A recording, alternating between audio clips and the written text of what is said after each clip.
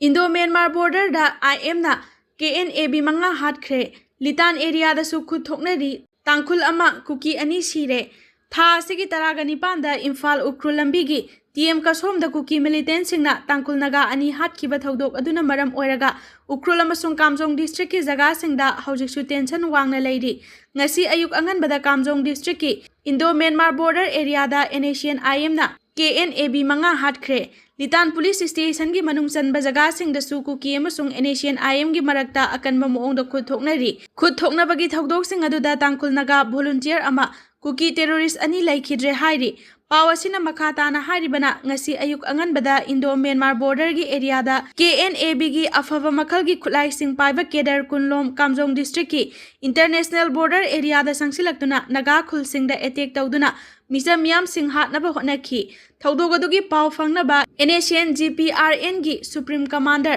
South East Command Major General Alengi lising makhada Kuki militant sing adugi mathakta landakhi lonyana KNAB gi kedar manga hatkre atopa kaya amana asok apanang hankre hairi NACN GPRN gi maikaidagi makhatana haribana TM kasomda naga misam ani hatkiba sina kaithel thoi sarka phung amasung manak nakpa khul singda lairiba naga singi mathakta Kuki singna attack tawba thodok sing adugi chapchaba paukhum pigani Kuki singna sathariba asigumba landabagi thawong sing asida naga singna tumina leiroi naga miyam gi safety dignity amasung right singi damak chapchana thengnagani asigumba luraba lanfam asida naga miyam amata oina punsinabasu appeal tawrakli haidi haina lup asigi maikaidagi social media da makoina hatkraba miyoi sing adugi photo ga konana thagalakli maraksida Ukrul district ki Sinakaithel da Kuki militant singla naga village guard ama ngasi ayuk anganbada hatkre mafam asidagi ilap lapnadana mulan amasung Sonafal village anigi maraktagi Kuki lalhoba anigi asiba hakchang fangle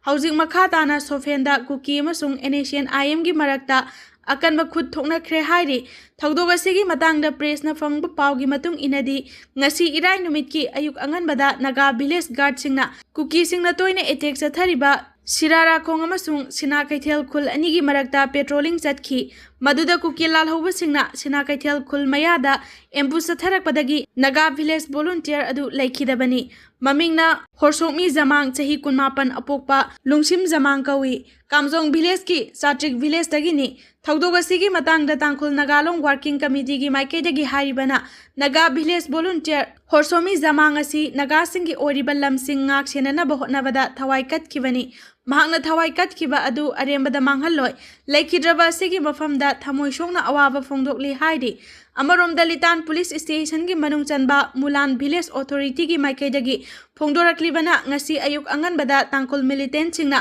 Kuki kulasida attack chatharakhi ngarang amasung ngasi gi lonaba ahing nongyai matung pung amarom taba matamda kulasigi manak nakna nongmai round khara kapagi makhol takhi thodogadu maram oiraga khulgi miyam akiba amasung tangdu leitadaba kaya poknakhi adubu khudaki oina karigumba amata tawkhide adubu ayuk pung manga makhairom tarakpada tangkul militant sing aduna khulladuda akanba moongde attack chatharakhi lonyana yum kaya amasu mai thaki nongmaina pandana miyoi kaya amasu sokhi tangkul militant sing aduna attack chatharakhiba aduda tamthina soklaba miyoi ani amadi khunja singna rescue tawkhre adubu thodogadu miyoi kaya yamna asok apan nangkhibage amadi asi ana nangkhibage haibadudi hojik fawagi oina chapchana khangba ngamdri tangkul amasung Kuki anigi marakta ungkhatnabagi chang asi wangkhalakpana khunja singna awaba kaya mayoknare misam miyamna attack tawbagi thawong leptana sathari hawkhiba April 18 da su tangkul militant singna nungthil pobopta Mulam village da sangsilaktuna farm da nongmai kapsan khi loinana thodogadu makha tarakpada nakal anigi marakta nongmai kapnakhi adubu asok apandi yawkhide April 18 da su tangkul misam singaduna farm da nongmai kapsan duna attack chatharakhi amaromda ngasi suda leiba Kuki militant singna naga volunteer ama hatkibadu naga village guard central command gi maikaidagi akanba moongda condemn tawrakli maraksida press na phangba pawgi matung inadi Mulam amasung Sonafai village anigi marakta ngasi ayuk pung 13 minute 15 rom taba matamda BSF na mafamadada sangsinbada Kuki militant anigi asiba hakchang leiramba thengnare hairi Kuki volunteer ani hatkibagi thodok inquiry tawgadabani kohur ngasi ayuk anganbada Ukhrul district Songphau amasung Mulam Kuki khulda khulai paibasingna akanba moongda attack chatharakpagi thodokta Kuki village volunteer ani laikhidre nupi angang kayana sokle yum kaya sumai tharamle haina Kuki organization for human rights trust kohurna thadorakpa cherol amana hairi cherol asina makha tana haribana militant sing aduna ngasi ayuk anganba pung 5 makhairom tabada miyam tumnaringai matamda attack chathaduna khunja volunteer ani adu hatkibani yum ani amasu mai tharamle Kuki village volunteer ani aduna duty taringaida khulai paibasing aduda nomai kapsilakpadagi sadanbagi license gun sing sizinaduna miyam kanana bahotnabada nomaina panduna laikhidabani thaudogasigi matangda police ki maikaidagi FIR lokhatuna akaknaba matamgi manungda inquiry sathagadabani loinana mihat atuda chenabasing adu masak khangdoktuna phagatuna logi thongda matik chaba chairak pigadabani asigumba hingsagi thaudoksing asi makha tana thoktanaba Kuki nagaga tainaba khudong thiningai oiba jaga singda Central Armed Police Force deploy tawgadabani laikhidraba sing adugi ex gracia piba yauna asokpa sing adugi layengbada medical support pigadabani khulai paiba sing aduna mai tharamlaba yum sing adu lenga ki maikaidagi nauna sabaga loinana awaba taraba imung singda rehabilitation gi khudong chaba pigadabani thaudo asigi matangda National Human Rights Commission yauna mari leinaba singna mityeng changgadabani hairi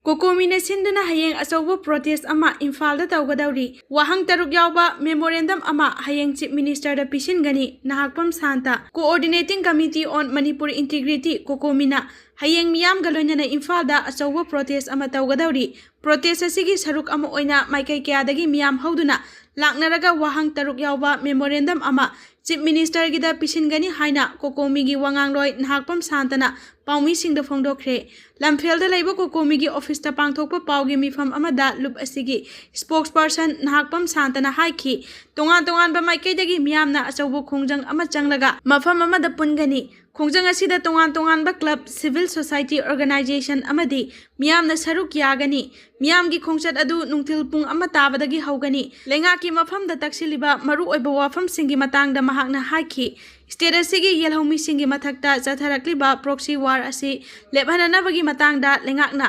masak thokpa thorang lokhatkadawribra haibadu mapung oina taksingani ani subada lengakna narco terrorism laksinanaba kari karamba thorang lokhatlabage amasung karamba matam phawbagi manungda hiramasiga mari leinana matik chaba thabak pakhatkadagi haibasini ahum suba wahangna April 3 ta chahi nauriba machin mopwa amasung misam ahum sikhibagi matangdani thaudogaduda chenaribasing masak khangdokpaga loinana phanabagi matangda lengakna lokhatliba thorang karamba thakta leirabage misam ahum asi CRPF na nomaina kaptuna hatkibagi matangda Manipur lengakna inquiry sathagadra haiba wahang ama yauri manga suba wahangda internally displaced person singi matangdani mahakna haiki sahi asigi March 18 fawbada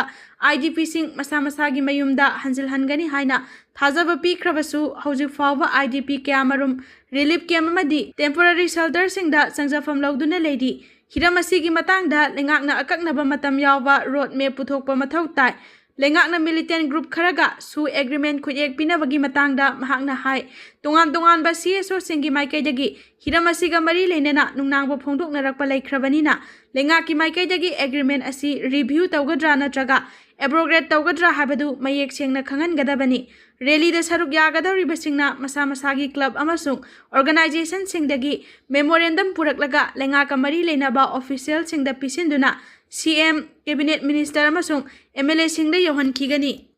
Tronglaubi amasung litan mihat KNO gi president PS Haukib amasung ZRO gi president Guitena Sathabani Haumi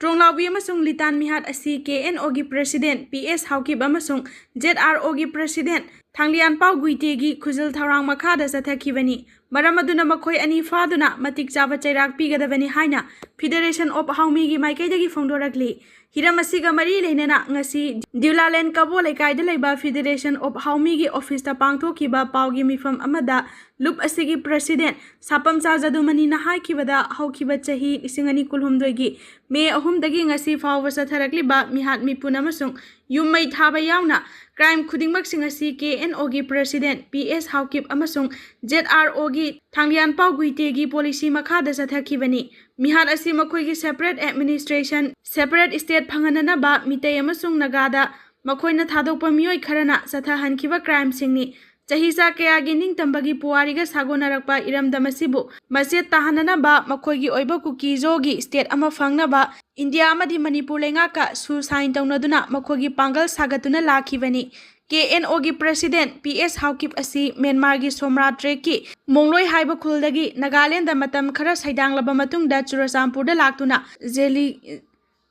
Zeliangam Kuki Nation haiba lairik ama semjin sajinduna Manipur haibasi Kukising mapa mapugi horak phamni haine isinduna horakliba Kuki naha sing pangtha handuna Kuki len gi map yeksinduna lamdamasigi yelhomi singda landa halakhibani. ZRO gi President Thanglian Pau Guite sisu Englishing amaga chamapan maudrada Kazang constituency gi Jaumi National Congress da vote leptuna MP oiraba matungda lising amaga chamapan maudraga mangada naronda Manipur gi ngamkhai lansilaktuna Churachampur da leiduna separate administration demand tawduna lakhibani haide.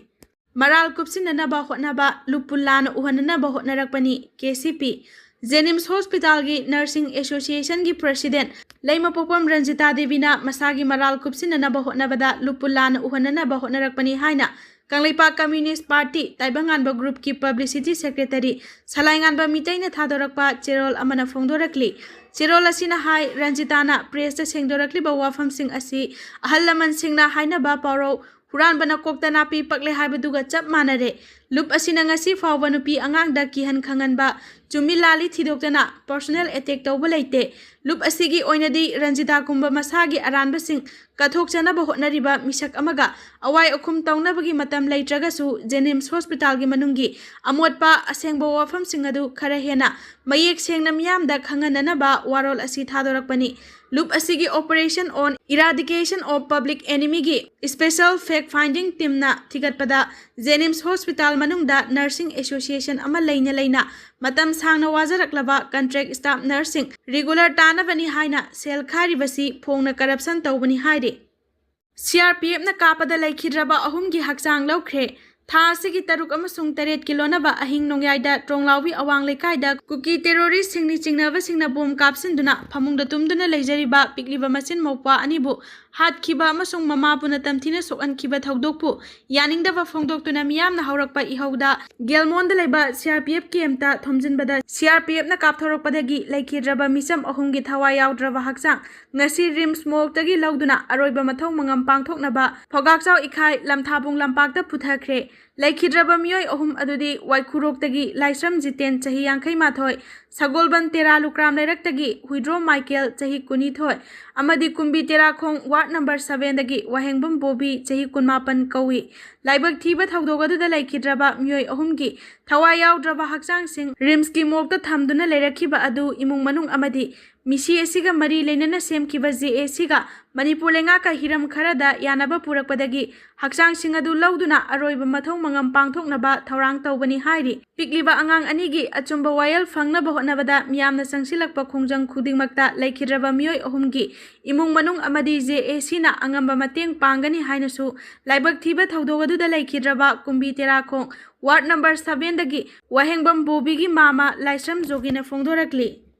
China da imung amana angang tuition tambibagi thada lupa crore ani Kadawri. China da ina kaira khunba imung amana phonglakiba job advertisement ta imung adugi angang tuition tambiba ozada thagi lupa crore ani pigani haina phongdokre chahi mari khakta ngairiba angang amagi private home tutor thiraduna job advertisement adu phonglakibani senfam asi maming leiraba corporate house da thabak tawriba senior executive amagi thagi toloptagi fawa hele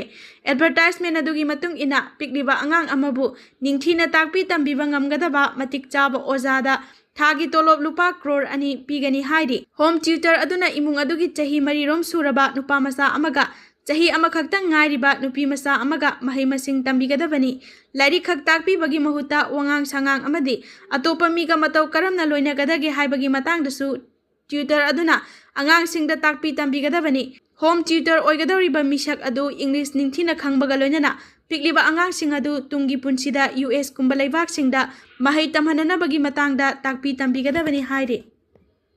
heart ki laina nabagi sang hantha hanana ba sodium sang hanthana yawba thum sizinnagadabani